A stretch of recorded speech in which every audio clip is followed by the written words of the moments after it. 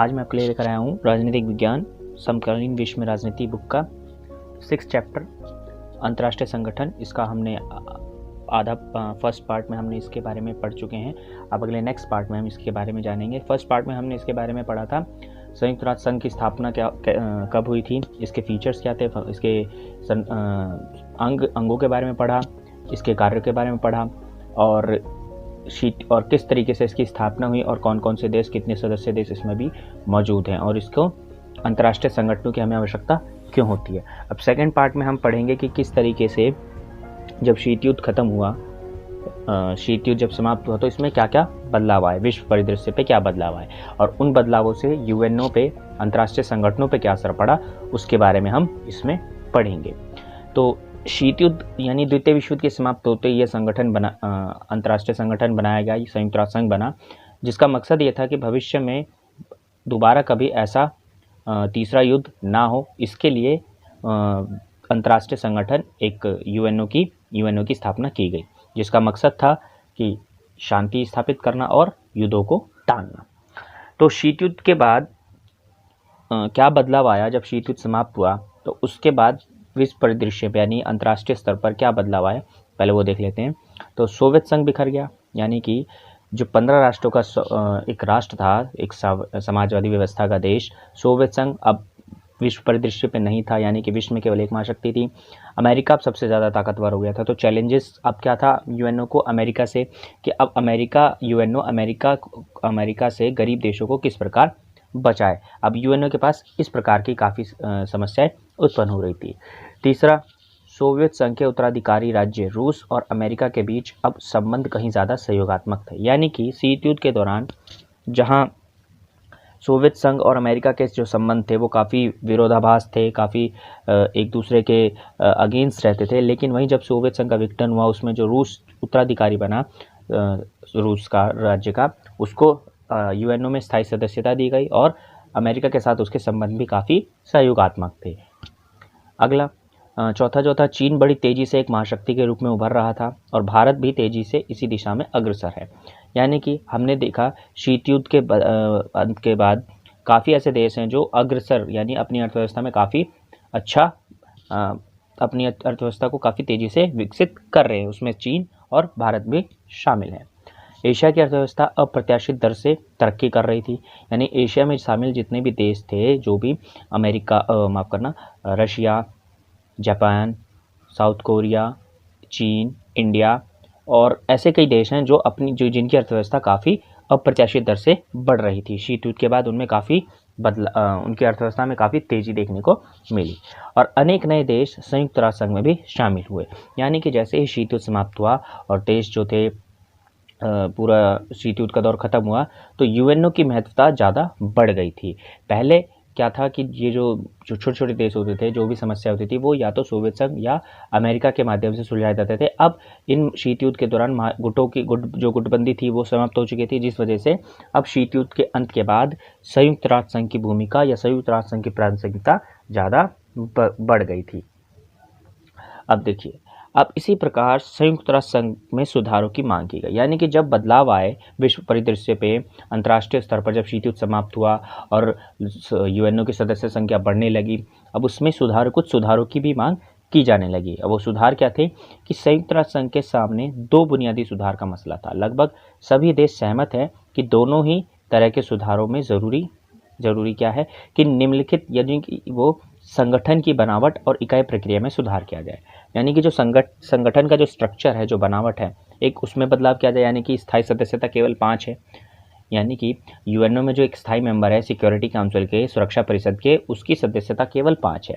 वो अभी तक, यानी कि 1945 से लेकर 2020 तक अभी तक उसमें कोई बदलाव नहीं किया है। वो संख्या 5 है, तो उसकी 5 की 5 ही है।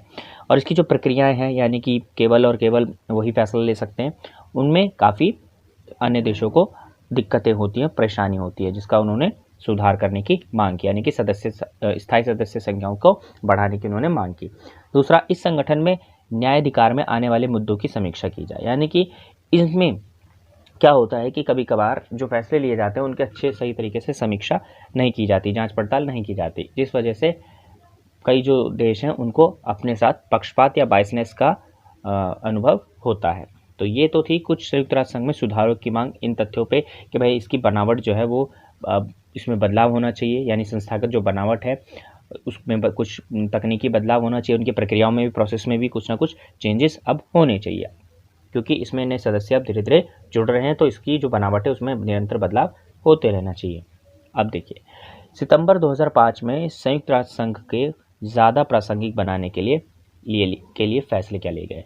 अब जब इनकी सुधारों की मांग उठी संयुक्त राष्ट्र संघ में, तो 2005 में एक सम्मेलन में इसको और प्रासंगिक, यानी कि यूएनओ को और महत्वपूर्ण बनाने के लिए कि लोग जो देश हैं वो इसकी बात को माने, इसकी प्रासंगिकता को समझे, तो कुछ महत्वपूर्ण कदम उठाए गए जो सुधारों की मांग थी उसको कम करने के लिए। तो एक शांति संस्थापक आयोग का गठन, यानी कि विश्व में शांति स्थापित रखने के लिए, कायम करने के लिए एक आयोग का गठन किया गया जिसको शांति संस्थापक बोला जाता है। यानी संपूर्ण देश में वो एक आयोग है जो संपूर्ण शांति के लिए, शांति बनाने के लिए कार्य करेगा। दूसरा, यदि कोई राष्ट्र अपने नागरिकों को अत्याचार से बचाने में असफल हो जाए तो विश्व बिरादरी इसका उत्तरदायित्व ले और इसी बात की स्वीकृति ले। यानी कि अब क्या होता है, जैसे आस पड़ोस में क्या होता है, राष्ट्रों पर, जो राष्ट्र के नागरिक हैं उन पर अत्याचार हो जाता है, और इसी तरीके से जो अन्य पड़ोसी राष्ट्र अगर वो सहायक हैं हमारी मदद करने के लिए, तो उन अत्याचारों से हमें वो बचा सकें। जैसा हमने देखा था 1990 में कुवैत पे जब हमला किया गया था, तो आसपास के अन्य राष्ट्रों ने उसकी मदद की थी। तो ये एक दिखाता है कि राष्ट्र को अपने नागरिकों के अत्याचार से बचाने में जब वो असफल होते हैं तो विश्व बिरादरी उसकी मदद कर सकते हैं, जो एक भाईचारे को बढ़ावा देता है। मानवाधिकार परिषद की स्थापना, यानी कि अब संपूर्ण देश में एक मानवाधिकार परिषद बनाया गया है जो मानव के अधिकारों की रक्षा करता है और निरंतर उसके लिए लड़ाई करता है। सहस्त्रवादी विकास लक्ष्य, यानी कि एक ऐसा विकास जो सदियों तक सबके लिए रहे, सबको प्राप्त भी हो। ठीक, इसको मिलेनियम डेवलपमेंट गोल्स को प्राप्त करने पर सहमत, यानी कि जितने भी देश हैं यूएनओ में 193 सदस्य देश हैं, उन सभी का सहस्त्रवादी विकास लक्ष्य होना चाहिए, यानी कि सहस्त्रवादी यानी सदियों तक उनका विकास होता रहे। हर रूप नीति के आतंकवाद की निंदा, यानी कि किसी भी प्रकार में आतंकवाद अगर फैलाया जा रहा है उसकी निंदा करनी, उसका समर्थन नहीं करना हो, किसी भी प्रकार से हो।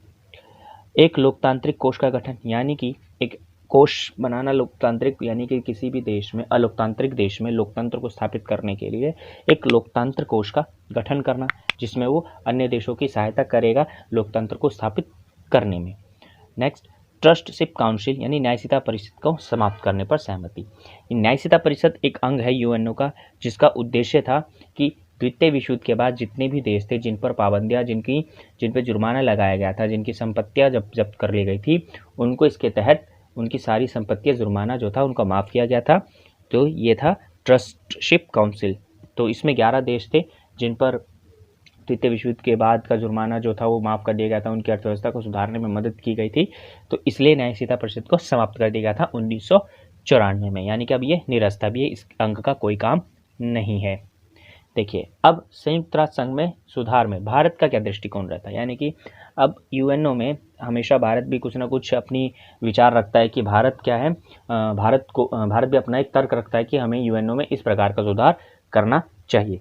तो देखिए, भारत मानता है कि बदले हुए विश्व में संयुक्त राष्ट्र संघ की मजबूती और दृढ़ता जरूरी है, यानी कि अब जो विश्व जो परिदृश्य है वो बदल चुका है और इस बदलते हुए विश्व में यूएनओ को और मजबूत और दृढ़ बनाना है। भारत इस बात का भी समर्थन करता है कि संयुक्त राष्ट्र संघ विभिन्न देशों के बीच सहयोग बढ़ाने और विकास को बढ़ावा देने में ज़्यादा बड़ी भूमिका निभाए, यानी कि भारत कहता है कि यूएनओ जो है वो उस पर शांति और युद्धों को के अलावा भी किस पर ध्यान दे कि लोगों के जो देश हैं उन देशों के बीच आपसी सहयोग बढ़े, जिससे उनका विकास और अधिक बढ़े। यानी देशों के आपसी सहयोग बढ़ने से क्या होगा कि उनके साथ उनका विकास भी अपने आप बढ़ेगा। तो यूएनओ को उनके आपसी सहयोग को बढ़ाने पे भी ज़्यादा तवज्जो देने को भारत कहता है। भारत का विश्वास है कि संयुक्त राष्ट्र संघ के एजेंडे में विकास का मामला प्रमुख होना चाहिए, क्योंकि अंतर्राष्ट्रीय शांति सुरक्षा को बनाए रखने के लिए यह जरूरी पूर्व शर्तें हैं। यानी कि भारत एक तर्क ये भी देता है कि यूएनओ को अपने एजेंडे में विकास का मामला प्रथम रखना चाहिए, यानी कि प्राथमिकता उसको विकास को देनी चाहिए।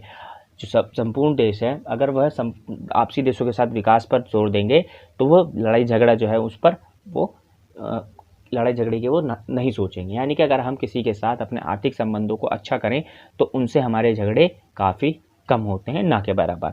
यानी कि अगर हम किसी हम अपने किसी अन्य देशों के साथ अगर आर्थिक हित से जुड़े हों तो हमारी जो लड़ाई है उनसे ना के बराबर होती है। भारत की एक बड़ी चिंता सुरक्षा परिषद की संरचना को लेकर है और सुरक्षा परिषद की सदस्य संख्या स्थिर रही है, जबकि संयुक्त राष्ट्र संघ की आम सभा में सदस्यों की संख्या खूब बढ़ रही है। भारत का मानना है कि इससे सुरक्षा परिषद के प्रतिनिधित्व मूलक की चरित्र की हानि हुई है। अब देखिए, यहाँ पे भारत भी कहता है कि भारत में 1945 से यूएनओ में 1945 से लेकर 2020 तक यूएनओ की सदस्य संख्या निरंतर बढ़ती रही है, जो वर्तमान 193 हो चुकी है। तो भारत का मानना है कि इसमें जो सुरक्षा परिषद की स्थायी सदस्यता है उसमें भी इजाफा होना चाहिए। 5 से बढ़ाकर इसको 10 की मांग की गई है। अब हालांकि 1965 में स्थायी सदस्य नाम यूएनओ की अस्थायी सदस्य संख्या को 11 से बढ़ाकर 15 कर दिया गया था। यानी कि यूएनओ की जो स्थायी सदस्य थी उसको तो कुछ उसमें कोई इजाफा नहीं किया गया, लेकिन अस्थायी सदस्य की संख्या में उसको बढ़ाकर 15 कर दिया गया था 1965 में। तो भारत भी सदैव इसका हितैषी रहा है कि यूएनओ में सुरक्षा परिषद की सदस्य संख्या को बढ़ाया जाए और निरंतर वह इस पर मांग करता है। जब भी सम्मेलन होते हैं वह इस पर वो चर्चा करता है और पुरजोर समर्थन, और कई अन्य देश भी, एशिया के देश और अफ्रीका के देश इस पर समर्थन करते हैं। भारत ये भी कहता है कि उत्तरी गोलार्ध और दक्षिणी गोलार्ध के देशों का भी इसमें प्रतिनिधित्व होना चाहिए। उत्तरी गोलार्ध यानी जो उत्तरी गोलार्ध है वो अमीर विकसित देशों का विकसित देश उसमें गिने जाते हैं और दक्षिणी गोलार्ध में विकासशील देशों की गिनती होती है। तो यानी कि यूएनओ में बराबर के प्रतिनिधित्व की बात हमेशा भारत करता है। बराबर का प्रतिनिधित्व अर्थात यानी विकसित और विकासशील देश दोनों ही सुरक्षा परिषद की सदस्यता होनी चाहिए, ऐसा भारत मानता है। अब देखिए परिस्थितियां जो भारत को सुरक्षा परिषद के में दावेदारी को मजबूती प्रदान करते हैं। अब दरअसल जब सुधारों की मांग चल रही थी यूएनओ में 2005 में प्रस्ताव पारित किया कि प्रासंगिकता को बढ़ाने के लिए, इसी के साथ साथ संयुक्त राष्ट्र संघ के महासचिव ने एक प्रस्ताव भी जारी किया था, एक उद्देश्य मानदंड निर्धारित किए थे कि आप किन आधारों पर यूएनओ की स्थायी सदस्यता हासिल कर सकते हो। अगर आप उन मानदंडों को फॉलो करते हैं, उन मानदंडों पर उतरते हैं, निर्धारित होते हैं, तो आपको यूएनओ की स्थायी सदस्यता दी जाती है। तो भारत भी इस श्रेणी में संपूर्ण मानदंडों का पालन करता है। वो इस प्रकार है, देखिए कि सबसे पहला यूएनओ कहता है कि वो एक बड़ा लोकतंत्र हो। भारत विश्व का सबसे बड़ा लोकतंत्र है और भारत ने संयुक्त राष्ट्र संघ की लगभग सभी पहलकदमियों में भी भाग लिया है। तो सबसे पहला पॉइंट कहता है कि भारत, जो कोई भी देश हो, एक उस देश का सबसे बड़ा लोकतंत्र हो। भारत एक सबसे बड़ा लोकतांत्रिक देश है और जितनी भी पहलकदमियां होती हैं यूएनओ की, संयुक्त राष्ट्र संघ की, उन सभी पहलकदमियों में भारत जो है भूमिका निभाता है, अपनी पहलकदमी हमेशा जारी दिखाता है। सेकंड क्या है कि संयुक्त राष्ट्र संघ के शांति बहाल करने के प्रयासों में भारत लंबे समय से ठोस भूमिका निभाता रहा है। जैसे इसमें सेकंड पॉइंट में कहा कि चाहे संयुक्त राष्ट्र संघ की शांति बहाल हो, उसमें भारत, जब से भारत जुड़ा है, सदस्यता ली है यूएनओ की, तब से लेकर अब तक भारत ने जितने भी प्रयास किए हैं शांति को स्थापित करने में, उन सभी में ठोस भूमिका भारत ने निभाई है। भारत 24 अक्टूबर 1945 को यूएनओ की स्थापना होती है और 6 दिन बाद 30 अक्टूबर 1945 को भारत ने यूएनओ की सदस्यता ली थी। 30 अक्टूबर 1945 को। सुरक्षा परिषद में भारत की स्थायी सदस्यता की दावेदारी इसलिए भी उचित है क्योंकि वह तेजी से अंतर्राष्ट्रीय फलक पर आर्थिक शक्ति बनकर उभर रहा है। अब तीसरा यानी आर्थिक शक्ति से मजबूत हो काफ़ी, तो तीसरी जो भारत की जो शक्ति है, मानदंड है, उसमें भारत भी एक तेज आर्थिक शक्ति के रूप में उभर रहा है। माना जाता है कि 2040 तक भारत भी एक अर्थव्यवस्था के तौर पे बहुत बड़ी शक्ति बनकर उभर सकता है। फोर्थ, भारत के संयुक्त राष्ट्र संघ के बजट में नियमित रूप से अपना योगदान दिया है और यह कभी भी अपने भुगतान से चूका नहीं। यानी कि एक नियमित रूप से राशि अनुदान जो सालाना जो भी दी जाती है, अनुदान बजट होता है जो भारत निरंतर सालाना जो है यूएनओ में देता रहा है और कभी भी इस अनुदान से वह चूका नहीं है। भारी भरकम बल की रकम भी यूएनओ को भारत जो है वो देता रहा है। भारत विश्व में सबसे बड़ी आबादी वाला दूसरा देश है और भारत में विश्व की कुल जनसंख्या का 1/5वां हिस्सा निवास करता है। यानी कि भारत जो है विश्व के लिहाज से, विश्व में आबादी के लिहाज से भी बड़ा है और क्षेत्र के लिहाज से भी बड़ा है। तो और जनसंख्या यानी कि यूएनओ का जो आखिरी जो मानदंड था वो था जनसंख्या का लिहाज से भी वो बड़ा हो। तो इन सभी जो यूएनओ ने जो मानदंड दिए थे वो सभी मानदंडों पर भारत खरा उतरता है। तो इस आधार पे भारतीय जो नागरिक हैं वो मांग करते हैं कि भाई हमें भी भारत देश को भी यूएनओ की स्थायी सदस्यता मिलने चाहिए। इसके साथ साथ और भी अन्य देश हैं अफ्रीका महाद्वीप पे, जैसे ऐसे और भी देश हैं जैसे साउथ अफ्रीका है, दक्षिणी अमेरिका में ब्राज़ील है, जापान है। तो ये ऐसे देश हैं जो क्या करते हैं, एक यूएनओ में स्थायी सदस्यता की दावेदारी पेश कर सकते हैं, लेकिन अभी तक इन पर कोई विचार नहीं किया जा रहा है कि इनको स्थायी सदस्यता मिलनी चाहिए या नहीं मिलनी चाहिए। इस पर चर्चा अभी जारी है। So thank you guys. अगर आपको इसमें कोई भी डाउट हो तो आप कमेंट सेक्शन में मुझसे पूछ सकते हैं और इसको ज़्यादा से ज़्यादा शेयर करें अपने दोस्तों के साथ, अपने सहपाठियों के साथ, जिसके साथ भी शेयर करना है इसको शेयर कर दीजिए, फैला दो वीडियो को और ज़्यादा से ज़्यादा कमेंट करना और शेयर करना। Thank you. मिलते हैं फिर इसके आगे नेक्स्ट पार्ट में, जिसमें और भी इंटरेस्टिंग इसकी मैं यूएनओ की एजेंसियों को लेकर आऊँगा और इसकी कई सारी एजेंसियाँ हैं, गैर सरकारी एजेंसियाँ जो यूएनओ के लिए काम करती हैं, उसको हम नेक्स्ट वीडियो में पढ़ेंगे।